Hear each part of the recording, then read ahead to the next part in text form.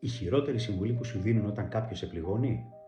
Μην του δίνεις σημασία, αυτός φταίει που είσαι έτσι. Αν κάποιος φταίει για το πώς νιώθεις, τότε του έχεις δώσει το τηλεχειριστήριο της διάθεσής σου. Πάμε να το πάρουμε πίσω. Φύγαμε. Νούμερο 1. Ανέλαβε την ιδιοκτησία. Ο άλλος είναι το ερέθισμα. Η αντίδραση όμως είναι δική σου. Σταμάτα να λες με νευρίασε και εστιάσου στο νευρίασα με αυτό που έγινε. Αυτή είναι η διαφορά στο να είσαι θύμα και στο να είσαι κυρίαρχος. Νούμερο 2. Σταμάτα να περιμένεις τη συγγνώμη. Αν η ηρεμία σου εξαρτάται από την μεταμέλεια κάποιου άλλου, είσαι συναισθηματικός όμηρος. Η γαλήνη σου είναι δική σου ευθύνη, όχι δικό τους χρέος. Νούμερο 3. Παρατήρησε την ανάγκη σου. Ρώτα τον εαυτό σου. Τι μου λείπει τώρα και επιτρέπω σε αυτή τη συμπεριφορά να με διαλύει?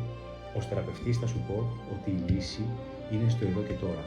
Αλήθεια, σε ποιον έχεις δώσει το τηλεχειριστήριο της χαράς σου σήμερα? Γράψε μου στα σχόλια.